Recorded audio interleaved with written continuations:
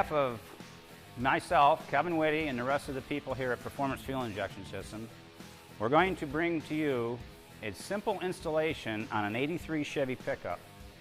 We're going to convert this from a carburetor to throttle body fuel injection. And so we have already done some preliminary stuff on the truck. We've taken the carburetor off and put on the adapter plate. So we are going to get started, and we do ask you, if you want to, this video will be on our website at pfisys.com. And that will be and this video will be on our website for you to enjoy. If you're contemplating putting fuel injection on, or if you've already bought one of our systems, sit back and relax, and we'll try to be as brief as possible. And like I said, some of the stuff has already been put on to speed this process up. Thank you very much. This is the adapter plate. As you can see, it's machined to draw off all 4 barrels. It's double drilled for your Holley, Edelbrock, or Quadrajet. And we do supply the bolts to go along with them, and a gasket. As you can see, we have already installed the adapter plate and also the coolant sensor. And you want to make sure that the coolant sensor is before the thermostat housing. And a lot of times on most of these manifolds, there's another plug in there that can be taken out, and this can be threaded in. So, and it's a 3/8 pipe plug. So this is going to go before the thermostat in the water flow.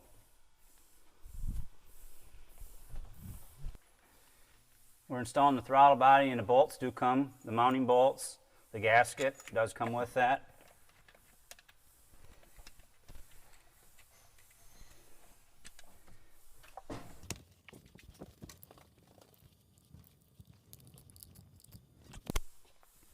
Now these, depending on what throttle body you get, these front ones we've already plugged off because we know where they go. The big one here is for the PVC valve, and it just plugs right in here. And there's a port between the 2 fuel rails on the back. As you can see, we have already mounted our map sensor right here on the firewall, and you want to make sure the port of the map sensor is pointing down. So what we do, and there's a port behind, in between, like I said, in between the fuel rails, a vacuum port, which we hook up to the map sensor, and that gives it full manifold vacuum.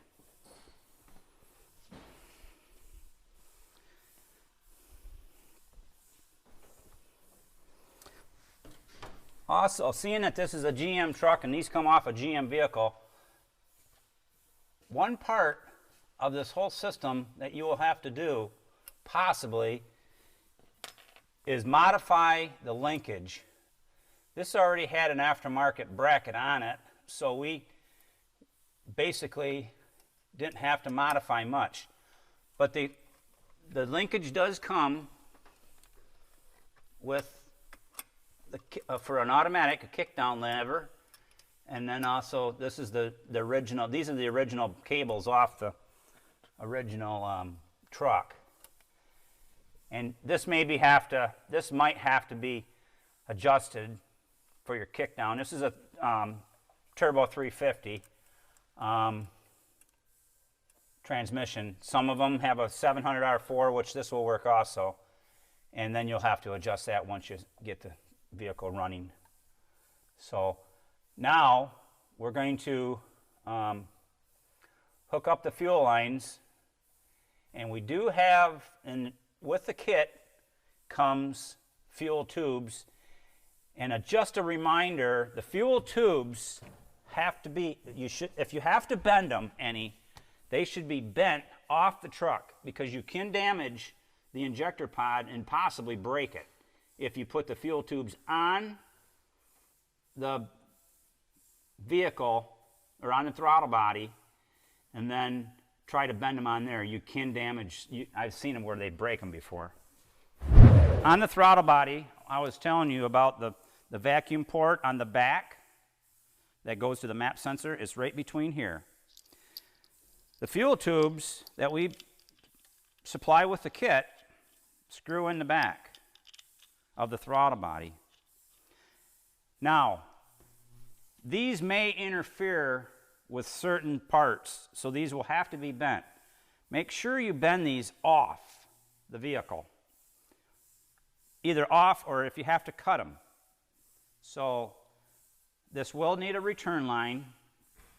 Good thing about this truck already had a return fuel line, but if you don't have one, you'll have to run a return fuel line back to the tank, and 5/16 or 1/4 inch would be fine. Now remember, the return line does not have to be the expensive $8, $9 a foot fuel injection, because there's no pressure going back. If you have pressure on this, then you have a restriction somewhere between here and your tank. The only place where you're going to need the high pressure fuel line is from the pump to the inlet of the throttle body.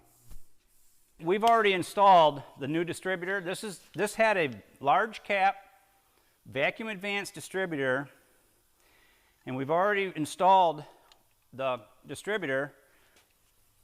This is an upgrade that we sell. We sell you a base, and it's been rebuilt, and as you can see, there's an extra harness on this distributor, and no longer will we use a vacuum advanced distributor. We pull this one out,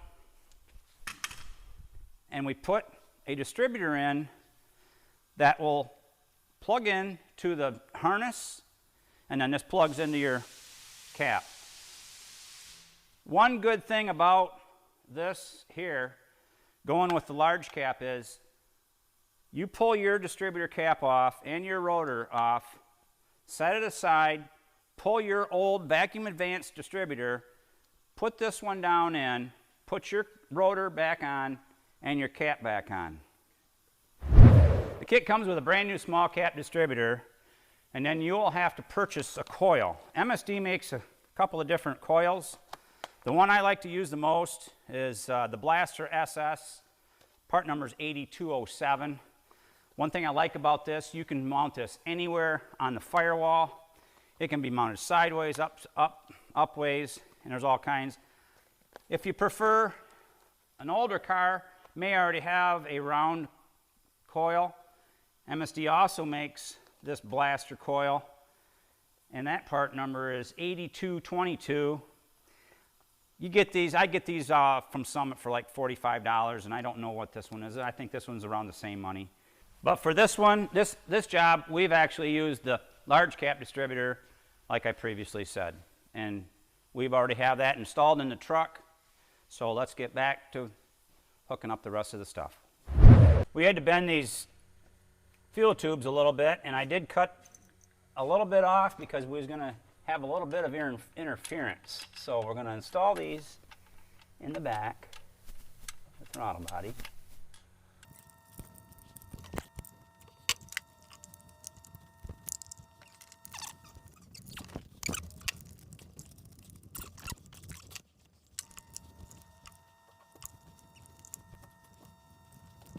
We installed a gauge, a pressure gauge on the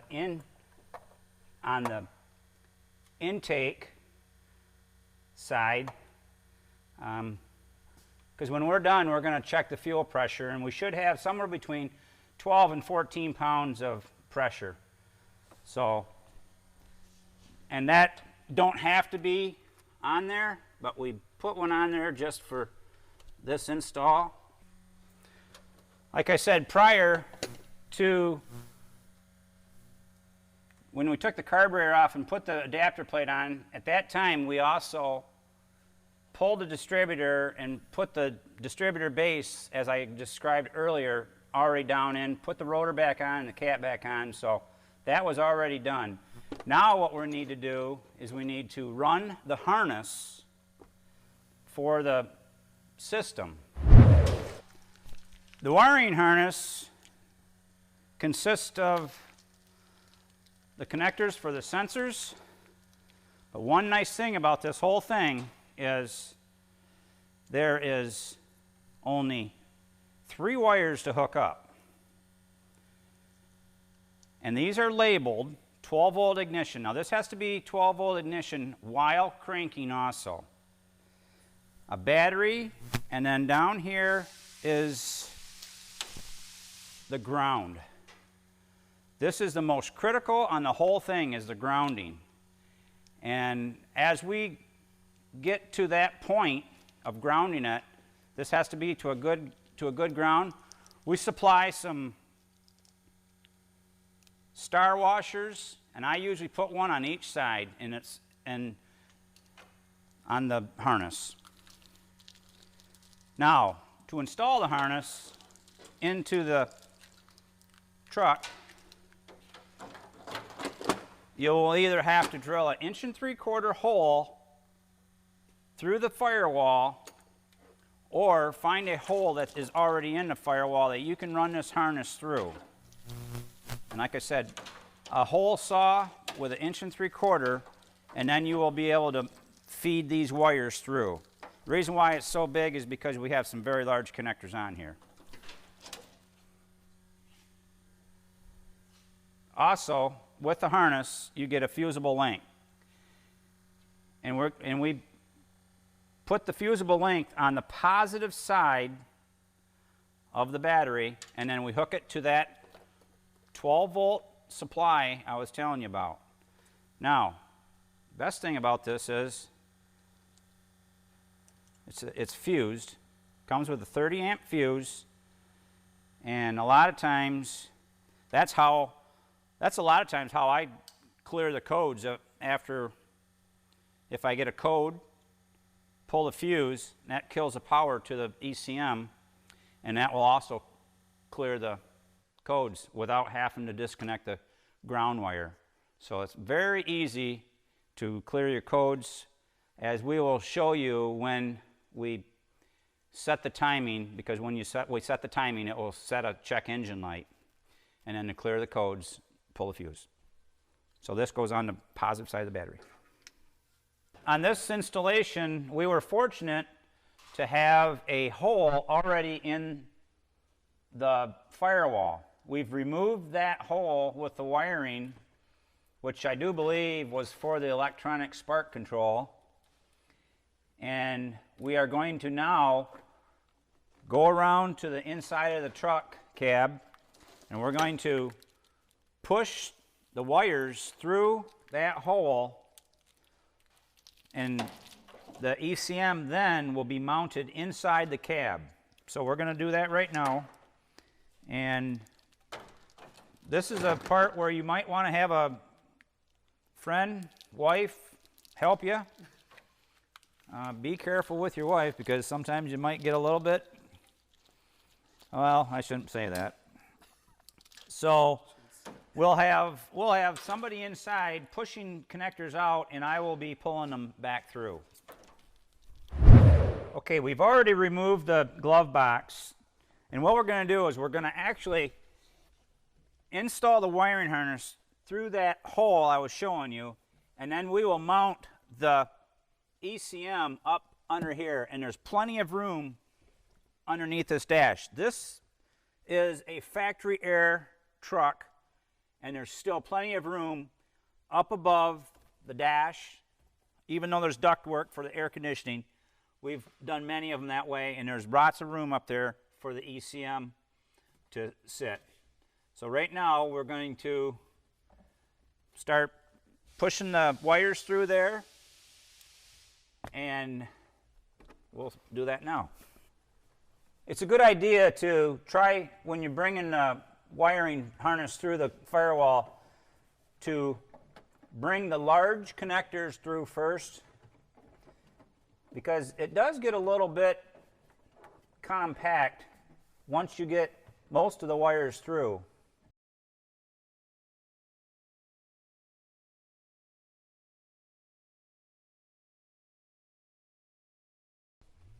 Okay, now with the wiring harness through the hole, you can see all the connectors here and the harness through there. We're also going to run the power wire and the fuel pump wire through here, and then we will put the grommet that was in here. If you don't have a hole, we got this grommet here that was part of the original harness. I don't know what it was for, but we'll put this back in there, and if you don't have one, you'll have to either get a grommet, or I've also seen people silicone them before, so it don't leak any water inside the cab.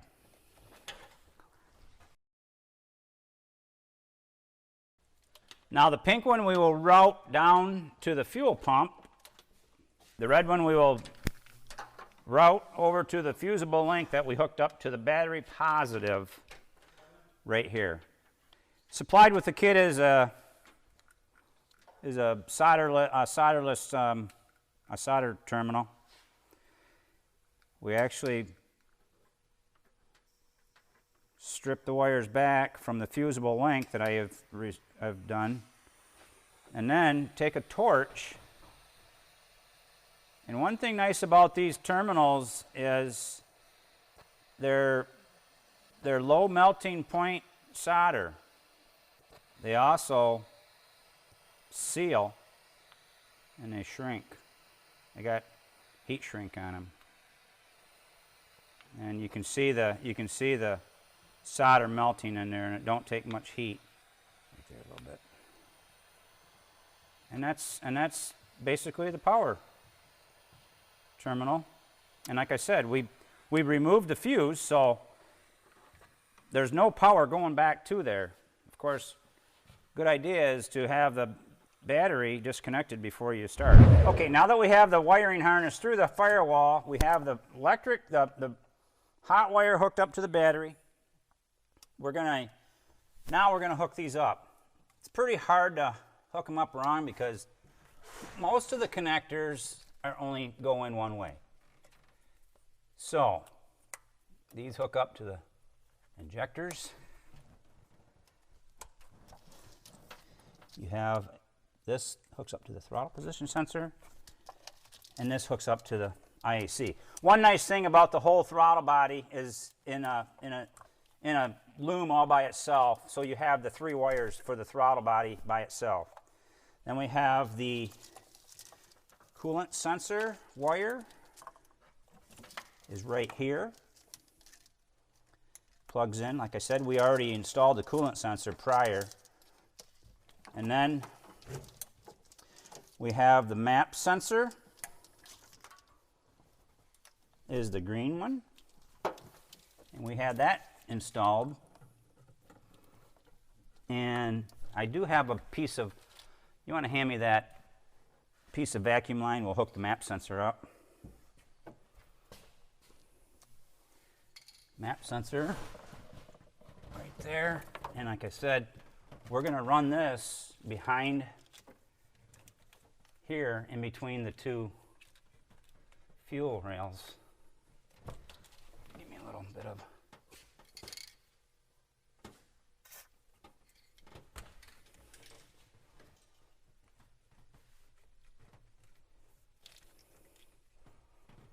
okay. And then the distributor has got a harness on it right there. Now remember, on the distributor harness, there's this blue wire with a connector, and this is where we will disconnect when we set the timing. And we will go through that with the initial startup, but we do not. What I always tell everybody is I usually start these up before I disconnect this wire. And I get it running race car style, as I call it. And then I kind of adjust the timing until I hear it so the engine's running good. And when we get to the timing part, I'll go through that. Now, very, very critical, the ground. The ground is the most important part on the whole thing. And this has got, and we have star washers that we supply with it. And this has got to go to a block ground And it's not.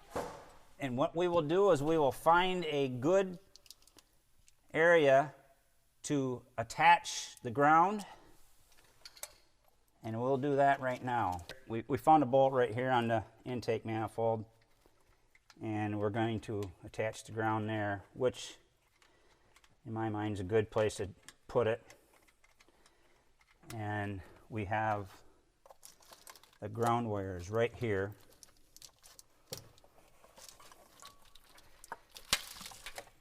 We will put a star washer on top, star washer on the bottom, and then connect it to the intake, and then tighten it back down.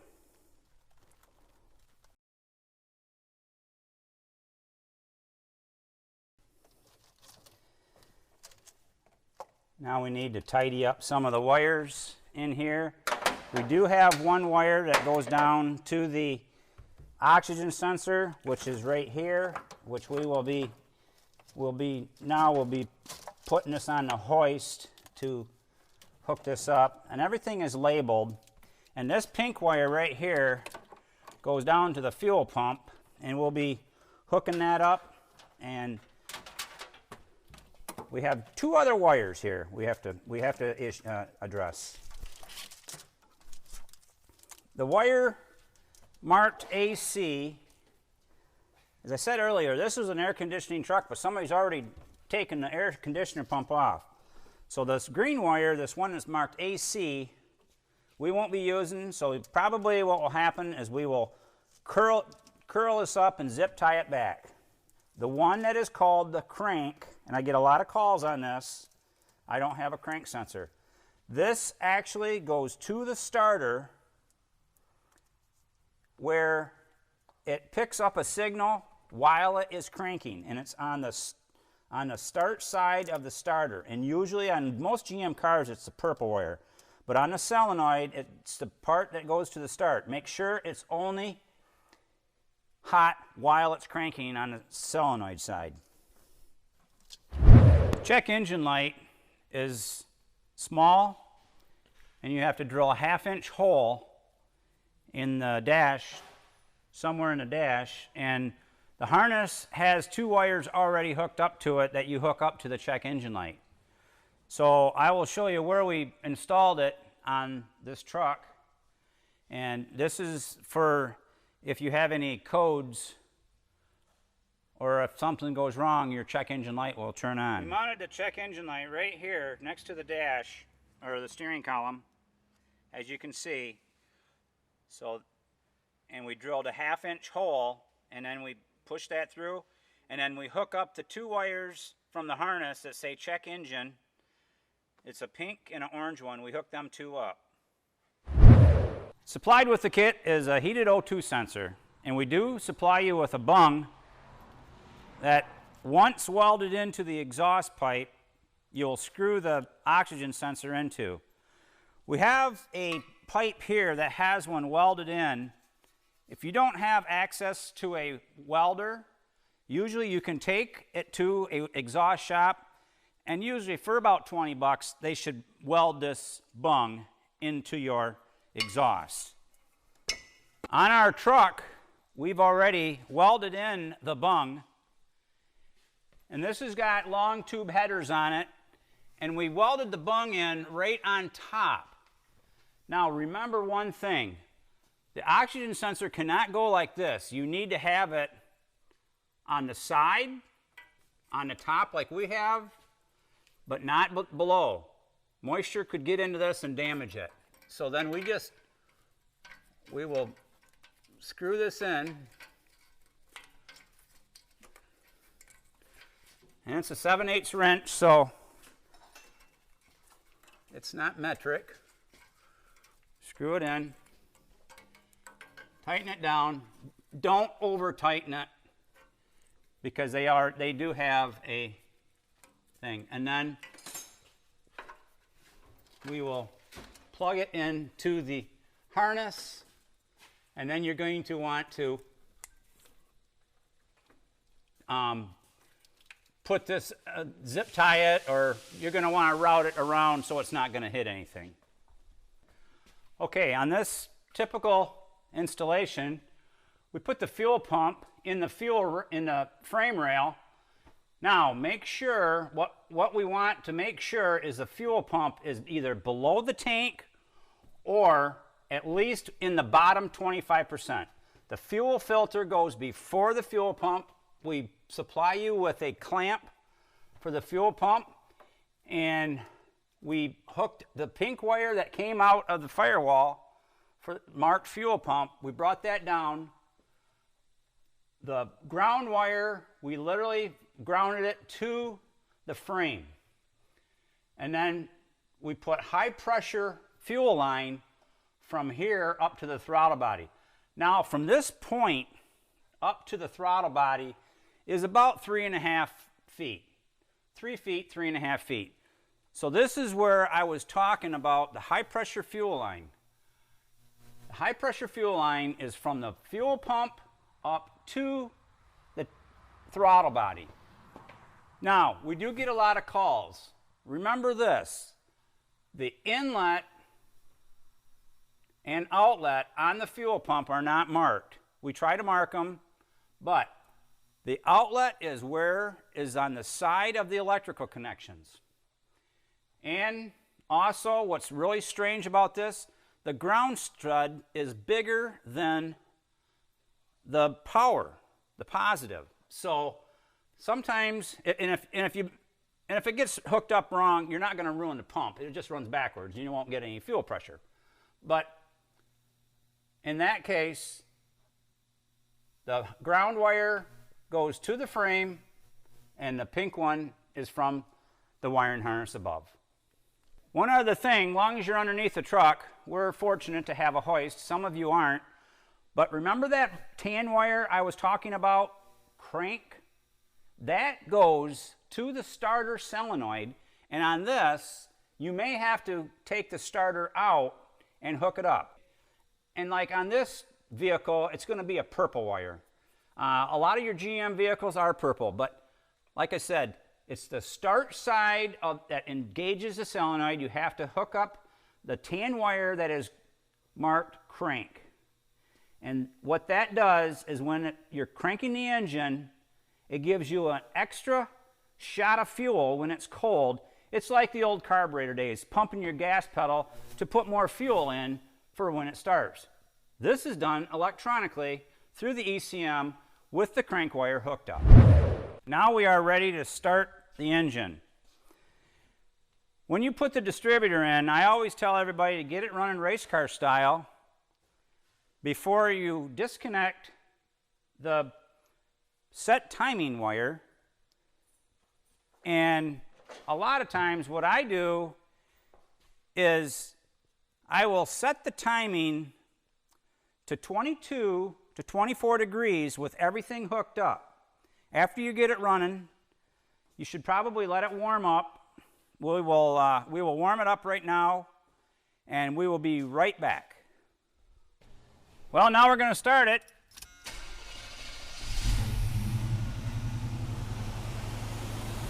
I must have got something right. I must have got the distributor in fairly close. Now we're going to let it sit here and warm up. And then we're going to, as I told you, we're going to set the timing. And it needs to be warm while you're setting the timing. And then once we set the timing, I'm going to briefly go through how to set the throttle plates on this system. Without a scanner, you can do it, and we will show you shortly. What we're going to do right now is we're going to set the timing, and I've actually set the timing on my advanced 24 degrees. Probably on this one, let's move it down to 22, and then I've already marked the harmonic balancer, and I'm going to check it.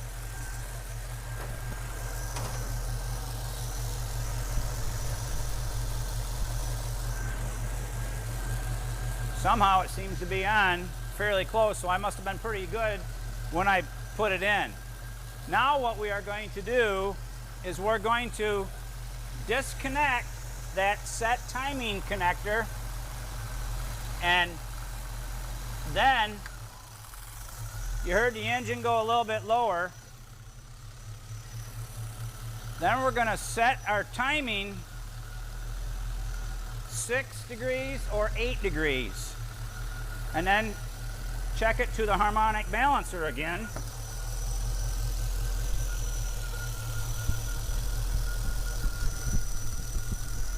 So I'm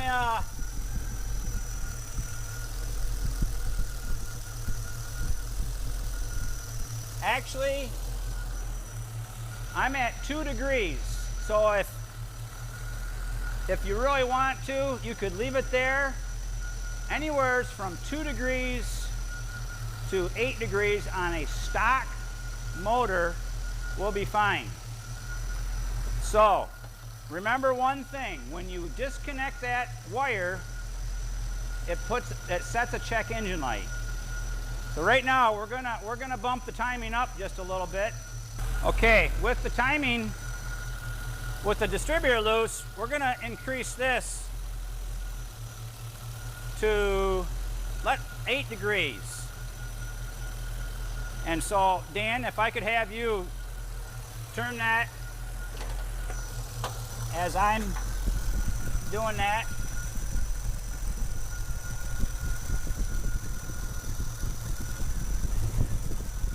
A little bit more.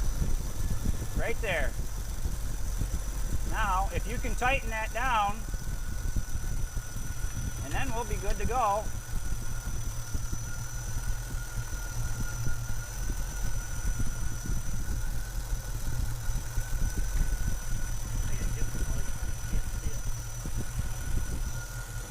Now with the distributor tight, I'll check it one more time. And it's right on 8. So now we're gonna hook the wire back up and clear the code, which I showed you before.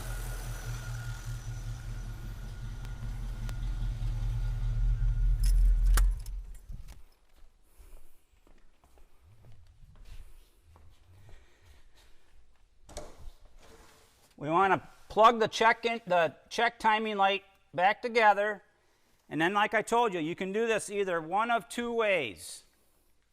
Now we're going to clear that code, and we're going to do it one of 2 ways. You can either disconnect the ground wire, or you can do what I was telling you to begin with. The fusible link that we installed for the power, just pull the fuse. That will turn the power off to the computer, and then it will clear the code. And if you wait, I would say about 30 seconds, and then put the fuse back in, and then you won't have it, and then that will clear the code in the computer. Okay, what we're going to do now is we're going to do another one of the startup procedures that we have to do, and we're going to set the throttle plates on the throttle body. Now when you get your system, we try to set them as close as possible, but this will still need to be done. Now what we're going to do is we're going to get back inside the car or vehicle, and we're going to get the ALDL connector, which this will be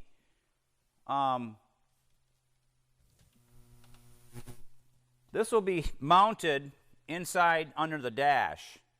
So what we're going to want to do is take a paper clip and put it in between pin A and pin B. On the throttle body system, it is the 2 wires, the brown and the black wire, real close together. And this is also how you check your codes without a scanner. You put it in between A and B, the paper clip, and then you turn the ignition to the on position, and as you can see, the check engine light is flashing over there. It's going to flash a code 12 which is means it's in diagnostic mode. So what we want to do now is you want to turn the ignition only to the on position with the paper clip in the ALDL connector, and then we want to go out under the hood, and we're going to unhook the IC on the throttle body. And as you're unhooking this, you can actually feel the IAC clicking, and what that's doing right now is that's pushing the pintle of the IAC motor. It's seating it all the way in. So what we do now is we're going to want to unplug this, knowing that the pintle is seated all the way in, and then we're going to take the paper clip back out of the ALDL connector, and then we're going to start it up.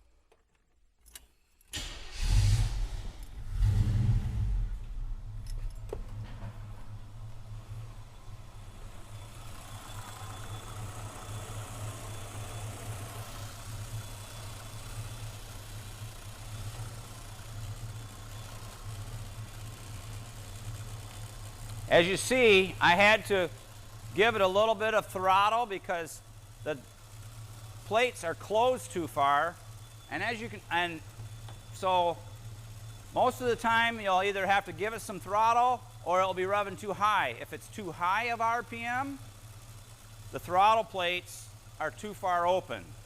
If you have to give it a little bit of throttle, it usually means that the throttle plates are too closed. So, we're going to get back to this. My snap-on timing light, as you can see, has a tachometer on it, and you can see it's at 450, 460. I'm surprised it's even idle, and sometimes you have to keep the throttle to keep it going. But what we're going to want to do is we want to open the throttle plates up until it gets up to about 650 RPMs. 650, 700. Now I usually do this very slow. You can hear the engine starting to go up.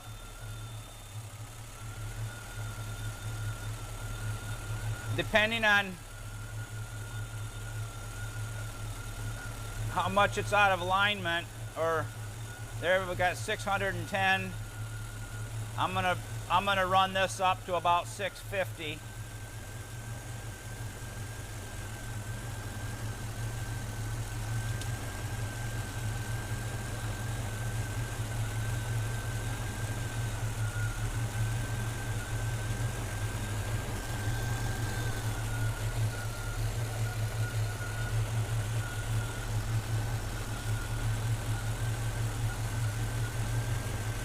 There we go. That's pretty good right there.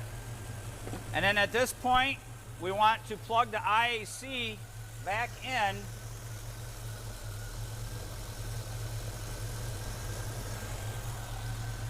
And then we're going to shut the motor off and start it back up. Now, sometimes you have to do it a couple times, turn the motor off, start it back up. The reason for that is so that the IAC and the computer talk to each other, as I would say it, but the computer has to learn the IAC position. So sometimes it does that on the first time, especially if it's running and you plug it in. Sometimes it will reset right away. Sometimes it takes a couple times. The way we could tell is when we shut it off We want to shut it off for about 30 seconds and then start it back up. And if the idle goes up and then it comes back down, we know we know that the IAC has learned its position with the computer has learned its position with the IAC. So we're going to do that right now.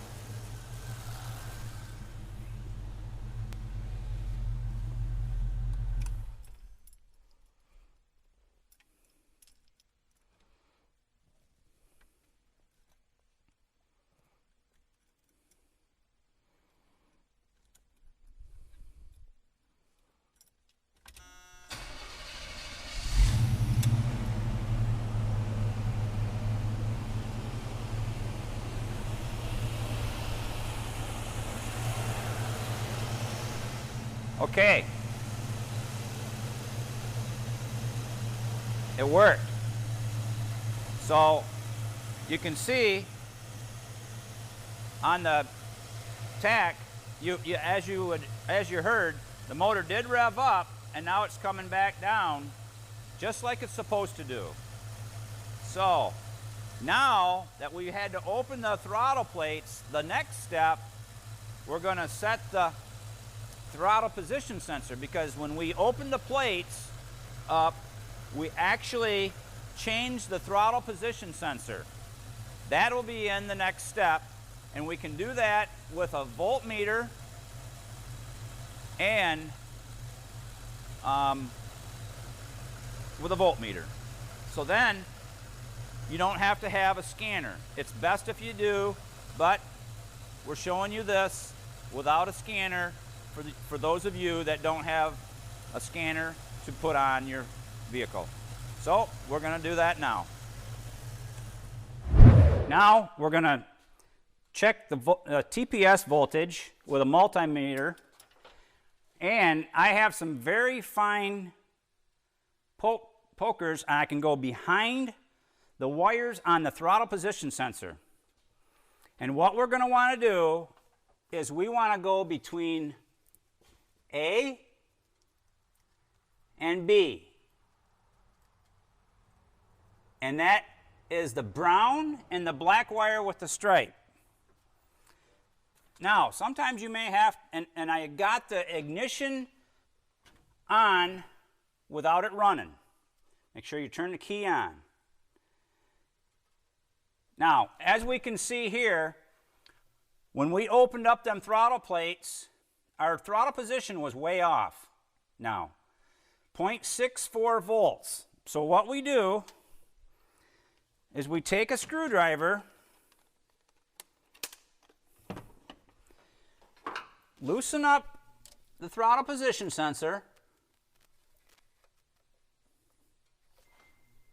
and we want to set the throttle position sensor back to 0.5 volts. And we got to make sure, okay. And it's going to go that way, okay, towards the rear. Oops, too much.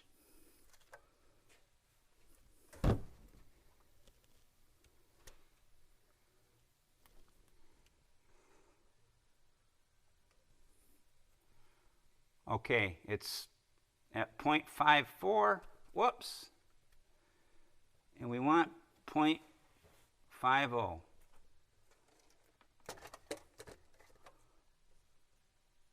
These can be a little stinkers at times.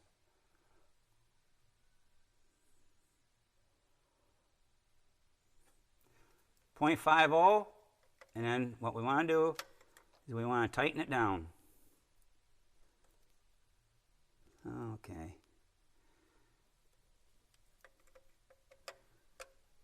If it's 0.52, that's fine too.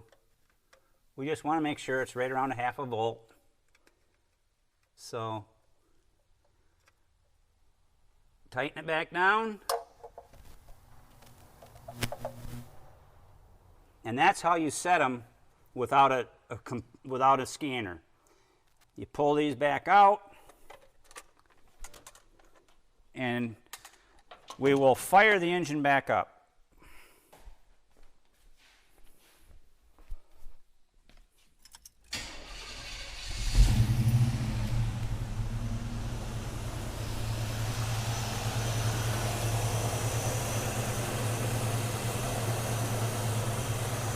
And that's how the throttle plates are adjusted.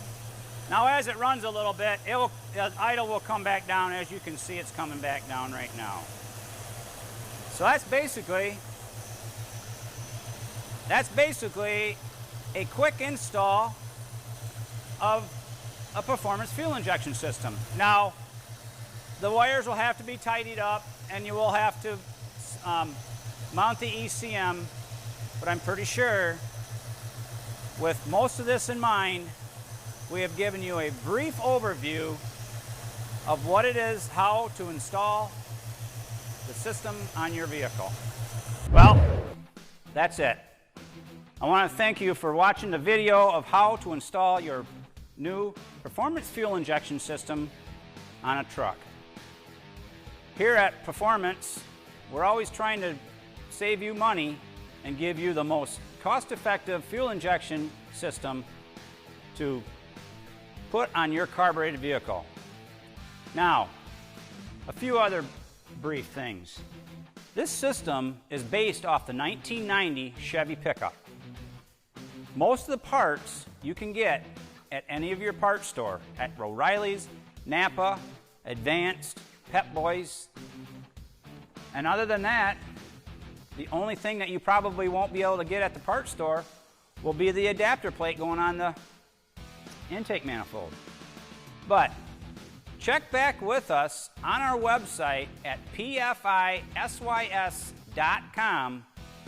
for more videos. More videos to come will be Jeep installation, marine installation on a boat, and hopefully a multi-port fuel injection installation where we literally take the manifold off and replace it with a complete manifold.